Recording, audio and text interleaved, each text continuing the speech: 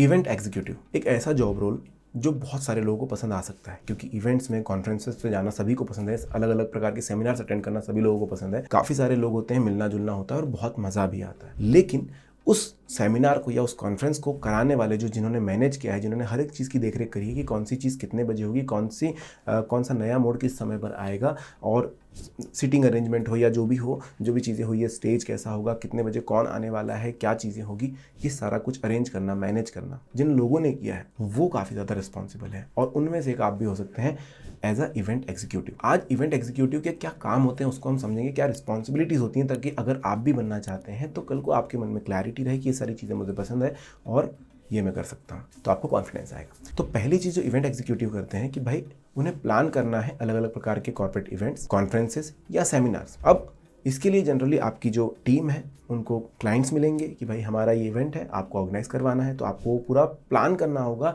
कि किस तरीके से वो होगा, क्या वेन्यू हो सकता है, क्लाइंट के हिसाब से क्लाइंट को आपको ऑप्शंस देने होंगे कि ये वेन्यू है, यहाँ पर हम कर सकते हैं, यहाँ पर ये चीज़ें मिलेगी और आपसे आपके लिए क्या सही रहेगा। साथ ही साथ आपको कोऑर्डिनेट करना होगा इंटरनल टीम्स के अलावा एक्सटर्नल वेंडर्स से भी, क्योंकि ज़रूरी नहीं है कि जो आपने वेन्यू सेलेक्ट किया है या कोई होटल है जो भी है वहाँ पर सब चीज़ें अवेलेबल है। हो सकता है आपको बहुत सारी चीज़ें अलग अलग जगहों से भी लानी पड़ रही हों, जिनके लिए आपके कॉन्टैक्ट्स होने बहुत ज़्यादा ज़रूरी होते हैं। तो जब आप एक सीनियर लेवल पे पहुंचते हैं, एक्सपीरियंस हो जाते हैं, आपने काफ़ी समय इस फील्ड में काम कर लिया, तो आपके बहुत सारे कॉन्टैक्ट्स बन जाते हैं। लेकिन अगर आप इनिशियल स्टेज पर हैं तो ये चीज़ आपको सीखनी होती है कि किस तरीके से करना है, और नेगोशिएशन यहाँ पर बहुत ज़्यादा ज़रूरी हो जाता है, क्योंकि भले ही आप अपने क्लाइंट के लिए काम कर रहे हैं, उनके साथ नेगोशिएशन आपने कर चुके हैं, लेकिन जो एक्सटर्नल वेंडर्स मिलने वाले हैं उनसे भी आपको हर एक चीज़ के लिए नेगोशिएट करना होता है। साथ ही साथ आपको क्लाइंट के साथ बात करना होगा कि किस तरीके की थीम वो चाहते हैं, उनका ऑब्जेक्टिव समझना होगा और उसके हिसाब से आपको पिच करने होंगे आइडियाज़ कि किस थीम पर ये चीज़ें हो सकती है। जनरली अगर आप कॉर्पोरेट सेक्टर में देखेंगे तो ज़रूरी नहीं है कि उनके पास एक थीम भी डिसाइडेड हो कि इसी पर करना है, बट अगर आप एक इवेंट एग्जीक्यूटिव है, आपकी टीम इवेंट मैनेज करती है, तो आपके पास आइडियाज़ होने चाहिए कि उनकी रिक्वायरमेंट को आप समझें, उसके हिसाब से उनको आइडियाज़ पिच करें कि ये चीज़ें की जा सकती है, और उस तरीके से फिर प्लान करना। देखिए, जब आप अपने काम को बहुत ज़्यादा सीरियसली लेते हैं तब जाके सामने वाले आपको भी उतनी रिस्पेक्ट देते हैं और फिर आपका भी रेपुटेशन बढ़ता जाता है। तो आपको हर एक इवेंट पे उतनी ज़्यादा ताकत लगाने की ज़रूरत होती है। अब इवेंट हो रहा है तो उसके बजट को भी आपको मैनेज करने की ज़रूरत होती है। अब इसमें कौन कौन से काम आएंगे? अब इसमें आएगा कॉस्ट एस्टिमेशन, नेगोशिएशन और एक्सपेंसेस को ट्रैक करना। अब नेगोशिएशन में आपको पहले ही समझा चुका हूँ कि आपको क्लाइंट के साथ तो नेगोशिएट करना ही है, क्योंकि आपको पता है कि इस प्रकार के इवेंट में टोटल बजटिंग कितनी होती है, टोटल कॉस्ट कितना लगता है। लेकिन फिर आपको जो एक्सटर्नल वेंडर्स हैं या फिर जो वेन्यू है उसका कॉस्ट कितना लगा, ये सारी चीज़ें आपको पता होनी चाहिए, उनसे भी नेगोशिएट करना होगा, तब जाके आप जो है अपनी कंपनी के लिए भी बेनिफिट कर सकते हैं। साथ ही साथ अब बहुत सारे इवेंट्स ऐसे होते हैं जिसमें सब जान पहचान के लोग आ रहे हैं, जिनको आपको इवेंट इन्विटेशंस भेजने होते हैं, तो ये बनाने का काम भी एक एग्जीक्यूटिव का आता है। साथ ही साथ बहुत सारे ऐसे इवेंट्स होते हैं जिसमें सिर्फ आपको प्रमोट करना है ताकि ज़्यादा से ज़्यादा लोग जुड़ें, तो वो प्रमोशनल जो भी चीज़ें होंगी, जो भी मैटर होगा, वो आपको बनाने की ज़रूरत होगी। हाँ, लेकिन हर बार जो है क्लाइंट से आपको उसका अप्रूवल लेना होगा कि क्या इस प्रकार का जो प्रमोशन हमने बनाया है वो सही है या नहीं है, और ये चीज़ तब तय होगी जब आप उनकी रिक्वायरमेंट को सही तरीके से समझ गए हैं, या फिर आप हर बार ऑप्शन ही देते रह जाएंगे और क्लाइंट को शायद समझ में ना आए या पसंद ना आए। तो आपको अपने क्लाइंट की रिक्वायरमेंट्स को बहुत अच्छे से समझने की ज़रूरत है। जब आप समझ जाते हैं तो आप उनकी हेल्प कर सकते हैं और उनके सोच के मुताबिक आप जो है प्रमोशनल चीज़ें या फिर जो इन्विटेशंस हैं वो उतने अच्छे से बना पाते हैं। अब इवेंट में लॉजिस्टिक्स जो लगने वाले हैं, या फिर वेन्यू जो होने वाला है, या फिर केटरिंग का जो काम लगने वाला है, ट्रांसपोर्टेशन या अकोमोडेशन, बहुत सारे लोग आएंगे जिनके अकोमोडेशन के लिए भी आपको ध्यान देना होगा, ट्रांसपोर्टेशन का आपको ध्यान देना होगा, इसके अलावा केटरिंग का ध्यान देना होगा। तो ये सारी चीज़ें भी आपको ऑर्गेनाइज करनी है। तो जैसा कि मैं कह रहा था, अभी तक हम थे कि भाई छोटी मोटी चीज़ों के लिए आप एक्सटर्नल वेंडर से मिल रहे हैं, अभी आपको ये सारी चीज़ों को मेंटेन करना है, क्योंकि अगर आप इवेंट एग्जीक्यूटिव है तो आपके पास पूरा का पूरा ये काम दे दिया गया है। तो ये सारी चीज़ें भी आपको ध्यान में रखनी होगी कि भाई जो लोग आएंगे उनका रहना खाना कैसे होने वाला है, उनका ट्रांसपोर्टेशन कैसे होने वाला है, ये सारी चीज़ें ध्यान में रखनी होती है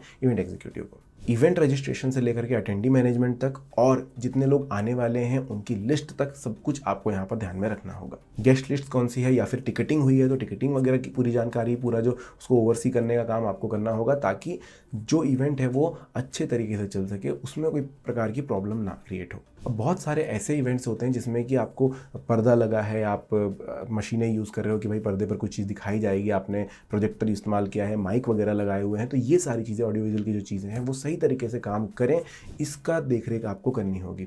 समय पर ये नहीं हो सकता है कि चीज़ें अवेलेबल नहीं है, इस वजह से काम नहीं हो पाया। तो जो स्टेज सेटअप हो गया, लाइटिंग हो गया, साउंड का काम हो गया, या फिर कोई भी टेक्निकल रिक्वायरमेंट्स हो गई, इन सभी चीज़ों का ख्याल आपको रखना होगा एज एन इवेंट एग्जीक्यूटिव। अब इवेंट के लिए सारी चीज़ें हो गई, लेकिन इसके बाद भी आपका काम खत्म नहीं होता, क्योंकि आपको क्या करना है, आपको पोस्ट इवेंट एवैल्यूएशन कंडक्ट करने हैं, जिसमें आप एनालाइज करेंगे कि क्या कुछ काम किस तरीके से हुआ है, क्योंकि जो भी खर्चे हुए हैं अभी तक के वो भी आपको देखना है, सब काम स्मूथली हुआ है या नहीं हुआ है, क्लाइंट कितने ज़्यादा खुश हैं आपके साथ, क्या वो आपके साथ वापस काम करना चाहेंगे या फिर लोगों को बताना चाहेंगे, या अलग ऑर्गेनाइजेशन से आपको चीज़ें आ सकती हैं, वो आपको देखना है। और किन किन जगहों पर आप इंप्रूव कर सकते हैं, फीडबैक बहुत ज़रूरी होता है। तो इवेंट एग्जीक्यूटिव के काम में आपको ये भी देखना है कि किन किन जगहों पर इंप्रूवमेंट की ज़रूरत है। इसके लिए आप अपने जो कॉम्पिटिटर्स हैं उनकी तरफ देख सकते हैं कि वो क्या चीज़ करते हैं, आप कहाँ पर कम रह जाते हैं। ये सारी चीज़ें ध्यान में रखनी होगी, तब जाके आप एक अच्छे इवेंट एग्जीक्यूटिव बनते हैं। तो जब वीडियो शुरू हुआ था, आप सभी को लग रहा था कि इवेंट बहुत ज़्यादा मज़ेदार चीज़ है, इवेंट मैनेजमेंट में बहुत ज़्यादा मज़ा आएगा, बट इवेंचुअली हम समझ पाए हैं कि हाँ, ये चीज़ें अगर करेंगे तो यहाँ पर बहुत ज़्यादा जो है ताकत लगती है, बहुत ज़्यादा मेहनत का काम होता है, बहुत सारे लोगों से डील आपको करना होता है। तो बात करूंगा स्किल सेट की कि क्या क्या स्किल्स आपको लगेगी इन सब कामों को करने के लिए। पहली चीज़, कंप्यूटर का अच्छा नॉलेज होना चाहिए, क्योंकि ज़्यादातर चीज़ें जो है आपके कंप्यूटर पर होने वाली है, क्योंकि आपको एक्सेल शीट्स वगैरह मेंटेन करनी होगी, बहुत सारी अलग अलग प्रकार के वेंडर्स की डिटेल्स आपको रखनी होगी, वो किस तरीके से काम करते हैं वो आपको रखना होगा, कितना खर्चा हो रहा है, क्या बजट है, वो सारी चीज़ें आपको कंप्यूटर करना होगा। तो कंप्यूटर का नॉलेज आपको अच्छा खासा होना चाहिए। वेंडर मैनेजमेंट स्किल आपके अंदर होनी चाहिए। अब वेंडर मैनेजमेंट स्किल कैसे आएगी, तो भाई हो सकता है आप किसी बिजनेस स्कूल में पढ़े हैं या फिर आपने उसकी तैयारी करी है, तो आपको वहाँ से सिखाकर भेजा गया है, लेकिन आप तरह तरह की इंटर्नशिप्स करेंगे, लोगों से मिलेंगे। जब हम फ्रेशर होते हैं, जब हम कॉलेज से निकलते हैं, तो हम बहुत ज़्यादा कम्युनिकेट नहीं करते हैं लोगों के साथ, और बहुत ज़्यादा शाय होते हैं। लेकिन जब आप नौकरी में आ जाते हैं तो बहुत सारे लोगों से आपको अलग अलग प्रकार के रिलेशंस बनाने पड़ते हैं, तब आप समझ पाते हैं कि हाँ, ये ज़रूरी होता है। तो ये चीज़ आपको तब आएगी। तो मेरे हिसाब से इंटर्नशिप्स वगैरह अगर आप करते हैं, आपके लिए काफ़ी ज़्यादा फायदेमंद होगा। कम्युनिकेशन बहुत ज़्यादा ज़रूरी है इस प्रकार के काम के लिए, क्योंकि जैसा कि मैं हर बार कह रहा हूँ, बहुत सारे तरह तरह के लोगों के साथ आपको डील करना है, जिसके लिए कम्युनिकेशन का अच्छा होना बहुत ज़रूरी होता है। ये नहीं कहूँगा कि किसी एक पर्टिकुलर भाषा जैसे इंग्लिश को आप बिल्कुल कोर बना लीजिए और उसमें बहुत ज़्यादा तैयारी कीजिए, पर आपके लोकल एरियाज़ में, आपके आसपास में जो भी इवेंट्स होते हैं, उनमें क्या लैंग्वेज सबसे ज़्यादा ज़रूरी होती है। अगर आपकी लोकल लैंग्वेज को सबसे ज़्यादा इस्तेमाल किया जाता है, तो उसका कम्युनिकेशन आपका कितना अच्छा है वो ज़रूर देखिए। नेगोशिएट कर पाएंगे कि नहीं वो देखिए। अब ये नहीं होता कि मुझे एक भाषा आ जाती है तो मैं बहुत अच्छा कम्युनिकेटर हो गया हूँ। उसके लिए और भी ज़्यादा चीज़ होती है, सॉफ्ट स्किल आपके अंदर होनी चाहिए कि आप किस तरीके से लोगों से बात करते हैं और वो कितना ज़्यादा आपको पसंद करते हैं जब आप बात करते हैं। कितना बोलना है, कब बोलना है, कैसे आप सुनते हैं और किस तरीके से अपनी बातों को सामने रखते हैं, क्या वो सामने वाला मानता है, ये सारी चीज़ों पर आपको ध्यान देना होगा। तभी जाके आप नेगोशिएट कर पाएंगे। नेगोशिएशन एक बहुत ज़्यादा ज़रूरी स्किल है इस चीज़ के लिए, तभी आप अपने कंपनी के लिए प्रॉफिटेबल हो सकते हैं।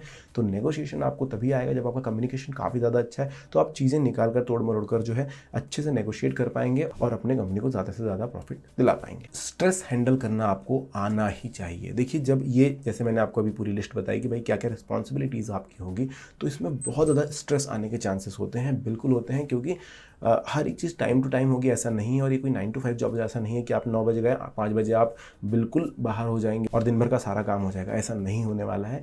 क्योंकि आप एक्सटर्नल लोगों से मीट कर रहे हैं, बहुत सारे वेंडर्स ऐसे होंगे जिनकी दुकानें होंगी या अलग चीज़ें होंगी, तो वो हर समय अवेलेबल नहीं रहने वाले हैं। तो क्योंकि यहाँ पर बहुत ज़्यादा लोग इन्वॉल्व होते हैं, आपका टाइमिंग भी इधर उधर होगा और बहुत ज़्यादा स्ट्रेस आएगा, जिसको हैंडल करना आपको आना चाहिए। आपको काम रहना, शांत रहना आना चाहिए, तभी जा करके आप जो है अच्छे एग्जीक्यूटिव बन पाएंगे। साथ ही साथ प्रॉब्लम सॉल्विंग एबिलिटी आपकी होनी चाहिए, क्योंकि बहुत सारे प्रॉब्लम्स आते हैं। अभी तक तो मैंने स्ट्रेस की बात करी है, ये सब चीज़ें तब आएगी जब आपका इवेंट शुरू नहीं हुआ है। इवेंट शुरू करने के बाद जितनी भी चीज़ें आने वाली वो प्रॉब्लम होने वाली है कि भाई ये चीज़ नहीं चल रही है, वो चीज़ काम नहीं कर रही है, तो उसको कैसे सॉल्व करना है, कैसे उसका तोड़ निकालना है, कैसे इवेंट पे अफेक्ट ना पड़े किसी भी प्रकार की परेशानी का, वो आपको हल निकालना आना चाहिए। सो बेसिकली प्रत्युत्पन्नमति आपकी होनी चाहिए कि भाई आप हर सिचुएशन में जो है कुछ ना कुछ करके काम को रुकने ना दें, काम होने तक आप जो है अवेलेबल रह सकें और हर चीज़ का सॉल्यूशन निकाल सकें। ये स्किल आपके अंदर होनी चाहिए। तो ये है इवेंट एग्जीक्यूटिव के काम और उनकी स्किल्स। अब अगर आपको कुछ सवाल है तो आप कमेंट सेक्शन में लिख सकते हो। वीडियो कैसा लगा ज़रूर बताइएगा।